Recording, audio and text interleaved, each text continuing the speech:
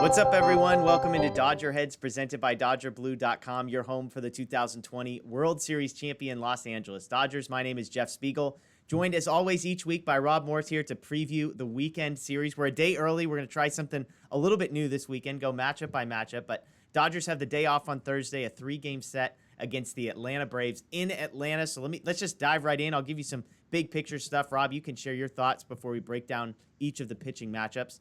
Braves coming into this series 25-28 on the year. They have lost 4 out of 5 heading into their Thursday night matchup with the Nationals. Dodgers, on the other hand, third best record in the National League, coming off of winning 2 out of 3 from St. Louis in Los Angeles before they make this cross-country trip. They do get Jimmy Nelson and A.J. Pollock back, both activated off the injured list today, replacing Alex Vesia and Edwin Uceda. So Dodgers-Braves, obviously there's history here. Obviously the Braves have underperformed expectations that people had for them. They do have the Marcell Ozuna thing swirling around over their heads. What do you make of this matchup at a big picture level, Rob? Yeah, the Braves have really underwhelmed. I think a lot of people thought they had some fleas coming into the year, and they haven't spent a day over 500 all season long. They lead the majors in home runs, so the offense has been doing its part. They got 83 bombs and 7 grand slams, which also leads the majors, with actually the Dodgers second with 5 of them. It's a really strong top 5 of the lineup, and then it's a huge drop off. I think you probably know all the names in that top 5, but it's a pretty weak bottom of the order. But the bullpen has really let them down. The rotation's been all right, and you're getting 3 of their best starters this weekend, all of whom have pitched fairly well, especially lately. But the bullpen's bottom 6 in ERA in the majors. So it's an underwhelming team, but there's certainly a ton of talent here. And, they're a playoff team from a year ago. So it should be a good series. Do you place any added stock onto the Dodgers playing the Braves? First time this year, the Braves obviously blew a massive lead in the NLCS. The Dodgers come back and win Game 7 to advance to the World Series. Do you place, yeah, I know the Braves are under 500, but throw the records out. Like, the Braves are going to be pissed. From a perspective of looking at lines and overs and unders and that kind of thing, do you perceive the Braves to outperform sort of their current level standard of play because they might dislike or feel motivated to play the Dodgers? No, I don't think so. I think what you might see is, a potentially underrated line on the Braves side because, going into the season, I think people thought they were going to be a pretty good team, certainly not a sub 500 team. But, it's the Dodgers. I think the Dodgers record is a little bit, lower than what people thought it would Fair. be too. So both teams are underrated here if you're looking at preseason projections. And you can find every reason to think the Dodgers are going to correct the ship and get on a hot streak here, and we've started to see it lately. Yeah, 11-run first inning on Wednesday. It's one of those things where it's we talked on this show. Is that a carryover thing? Does that get them going? Did they sort of use up all their runs and they'll be in a slump for the next few days? We'll see. But let me throw some trends at you before we go into the matchups. Both of these teams have gone over 5 times more than they've gone under. The Dodgers are a much better team at home than they are on the road. 9 games over 500 at home. They're only 1 game over on the road. The Braves are basically equal, a tad under 500 in both spots. Dodgers have gone over 5 of their last 6 games. You mentioned the offense. Dodgers, most runs per game in baseball. The Braves are 8th. The flip side is the Dodgers have good pitching, 4th in ERA. The Braves are 22nd. I'll throw this number. I was looking at Atlanta, kind of what's going on. I'm not saying this explains a lot, but this was a fascinating number. Batting average on balls in play is one of these numbers that most people expect to normalize over the course of a season. It's a luck category. So when you put the ball in play, theoretically, you should have roughly the same odds of getting on base as anybody else. Obviously, exit velocity. There's a lot of factors here. But in general, if you have a really good batting average in balls in play, you tend to be classified as lucky, bad, unlucky. The Braves have the 6th worst batting average on balls in play in all of baseball, while their opponents have the 6th best batting average of balls in play in baseball. So if you want to look for a reason, hey, maybe there's a little bit of bad luck, you can go there. Of course, if you follow umpire scorecards, the Dodgers have been getting screwed by umpires. So make of all of that what you will. Let's jump into the matchups. Now, here's what we've got for the matchups this weekend.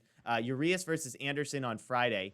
Kershaw versus Morton on Saturday. Bauer versus Fried on Sunday. There are asterisks next to Morton and Fried. Those are not official. These are being pulled off of ESPN. MLB has both of those listed as TBD. But Rob, I'll start with some of the big picture stuff on Urias and Anderson, and you dive in.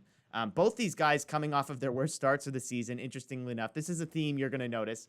Anderson, 4 innings pitched, 4 earned runs against the Mets. Urias, the most earned runs he's allowed in a game all season. Anderson has been good. He's been 3.27 ERA on the year, 4-2 record, 3.66 FIP. And again, Urias has been solid as well. One other thing, the Braves bats, you mentioned the top 5 being really good. They have been on fire. Albies, Swanson, Acuna, and Riley all with an OPS over 1,000 over their last 14 days. Albies has 3 home runs, Swanson and Acuna 4 each, Riley 5. To give you perspective, the Dodgers have just one guy over 1,000 OPS over the last 2 weeks. That's Max Muncy. So Ian Anderson versus Urias, from a Dodgers perspective, this feels like the matchup where maybe you feel the least good about the starting pitching matchup there. Anderson probably the best of the 3 Brave starters. Urias the worst of the 3 Dodgers starters. What are you looking for as you wait to see the lines and that kind of thing for Friday's outing?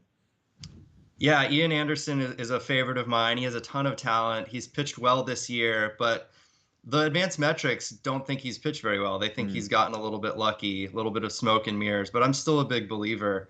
I don't think it's a great matchup for him, but I also don't trust Urias with what we saw the last time out against the Dodgers. The Braves live and die by the home run. Urias doesn't give up a ton of them, but if they get one with a couple of guys on, as they've been prone to do with those 7 grand slams and a handful of other 2-run and 3-run homers, I really do think that the Braves can potentially steal one here. I'll wait to see the lines, but I think an over play is what I'm going to be looking for. And the Braves home ballpark, Truist Park, has one of the highest run scoring environments in baseball. I think the Braves may have gone over like 18 out of 28 home games so far. So it's a run scoring environment, and these 2 pitchers, while they're both very, very talented, they're both either young or inexperienced still. And I like the over as well as the Braves' first 5. I think Ian Anderson can pitch well enough to hold the Dodgers down for a little while until the Braves bullpen comes in and blows it later on. Yeah, I'm with you. Over is the number I like here. If you look at the 3 Braves starters, Anderson is the only one who seems to be outperforming the underlying metrics. The other 2 guys, the underlying metrics like them better than their ERAs have shown. He is a righty. The Dodgers hit righties historically much better. The Dodger bench is going to be much better with A.J. Pollock coming back. Obviously, their bullpen improves with Jimmy Nelson as well. But as I look ahead, this is the over that I like the most for the weekend. I think the Braves are hot. I think the Dodgers are hot. I think Urias showed some things in the last start that, don't make me just believe like, oh, total fluke. I mean, I'm not writing off Urias. Don't hear me wrong. But it's possible that he struggles a little bit, that he's in a little bit of a rut. And so I'm with you. I like the over on Friday as well. Moving to Saturday, Charlie Morton versus Clayton Kershaw. Morton, again, not a great start. His last time out, 5 innings pitched, 9 base runners, 3 earned runs. He's got a 4.11 ERA on the season, but his FIP is 3.75. So his ERA is almost a run higher, but his FIP is about the same as Anderson. Kershaw, on the other hand, also a rough outing, 6 innings pitched, 5 earned run, 10 base runners his last time out. So something to watch for there. One good piece of news for the Dodgers is that Kershaw has handled the Braves lineup historically. Freddie Freeman for his career is just 6 for 22. Acuna is 1 for 7, and Albies is 3 for 8. Freeman and Acuna do have home runs. Albies, no extra base hits. So among the players they're going to be facing, Kershaw has fared well. The flip side of this, Charlie Morton is a lefty. That's where the Dodgers typically struggle. So if you were going to go under one game this series, I think this is probably where I would lean. If I were going to bet an under, it would be on Saturday, I think. Yeah, this is actually the only game where I don't like the over, but given the Braves ballpark and both teams' ability to hit home runs, I'm not touching any unders this weekend. I think on paper, this looks like a more balanced pitching matchup than it actually is. Morton, in a year where basically every pitcher's opponent's batting average has gone down, he's allowing a 251 expected batting average, which is his highest since he was in Pittsburgh in 2015, which was before he transformed himself in Houston. So I think his gray hairs are starting to shine through a little bit. And there's plenty of Dodgers with successful track records against Morton. I actually like the Dodgers to to win by multiple runs. So the Dodgers run line is where I'm going to be looking. I think the Dodgers they're going to be fixing that record pretty quickly. And the Braves have struggled against some bad teams and haven't really beaten many good ones. I think the Dodgers start to get really healthy and reclaim the top of the NL West. I do think with Jimmy Nelson coming back, I mean, the strength of the Dodger bullpen is going to be improving as time goes on. I mean, basically, they're not going to need any more bullpen games is the expectation. They expect Tony Gonsolin to be able to make his next start, which is why they were able to bring back both a hitter and a reliever and took 2 relievers off of the 26-man roster. They're going to a normal bullpen. And I just think putting a guy like Jimmy Nelson back in the middle moves everybody down. So you basically got rid of your 2 worst relievers while you replace them with a guy in Jimmy Nelson who's probably your 4th or 5th best reliever. So that's a big upgrade there. So if you like the Dodgers, I think there's more reasons to do that. Also, Pollock, again, he's now on your bench or in the starting rotation or in the starting lineup, who is an upgrade over Matt Beatty. He's an upgrade of some of these guys that have been getting regular at bats. So something to keep an eye on there. Last one, Sunday, Trevor Bauer versus Max Fried. Again, the theme, Max Fried coming off of one of his worst starts of the year, 3 2/3, 5 earned runs. He had allowed just 1 or fewer runs in the 4 starts before that. He has a 5.35 ERA on the year, but again, his FIP, fielding independent pitching, a predictive stat based on metrics, 3.91. So right in line with these other guys. Trevor Bauer also coming off a rough start. Last time out was just the second time all year. He had allowed more than 2 earned runs. He allowed 3. So Fried versus Bauer on Sunday. Fried is a righty. The Dodgers do better against righties. So I think I like the Dodgers here. Sounds like you maybe like the over on Sunday.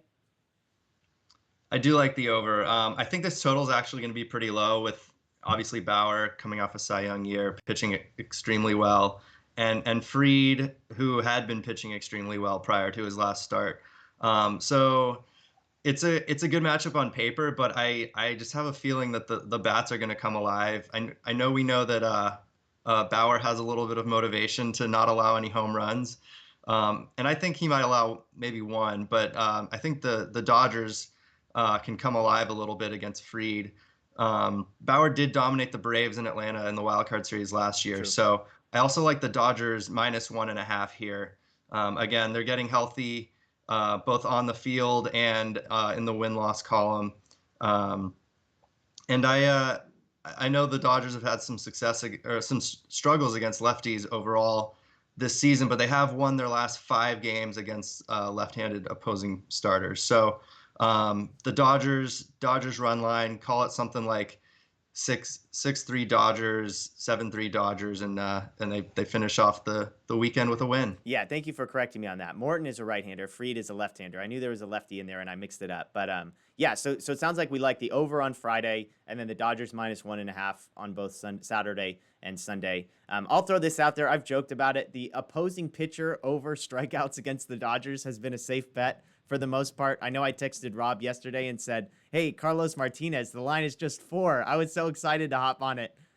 He needs to get more than 2 outs, I think, in order for him to get to 4 strikeouts. So that was problematic. My guy, Carlos Martinez, let me down. As Daniel pointed out, he also destroyed my fantasy matchup, which is against Rob this week. The flip side is I did have Bellinger 6 RBIs in the first inning. So it's kind of an even trade-off there, I would say. But I mean, Anderson, Morton, Fried, these are all guys that can get you some strikeouts depending on what the number is. The Dodgers just strike out a bunch. And for whatever reason, that's not historically been the case, but this year they've been whiffing a lot, and those numbers have been a lot lower than I feel like they should be. So the Carlos Martinez one burned me, but I'm not going to give up my strategy here just over one thing. So there you go. Dodgers versus Braves this weekend. Like I said, should be a fun series. There is going to be some animosity, I imagine, in Atlanta based on how their season ended last year, but should be a fun one for the Dodgers. Hopefully they can keep things rolling. Take 2 out of 3 there as well. So that's Rob Morse. I'm Jeff Spiegel. As always, we appreciate you joining us. Enjoy the weekend games. I will be back Friday night for a live post-game show. Matt Moreno, hopefully joining me. Otherwise, I might be going solo. We'll see. So make sure you're subscribed here. Dodger Blue 1958. Ring the notification bell. We appreciate you. As always, enjoy your weekend. The best team holding a trophy high in the air. The Los Angeles Dodgers, champions of the baseball world.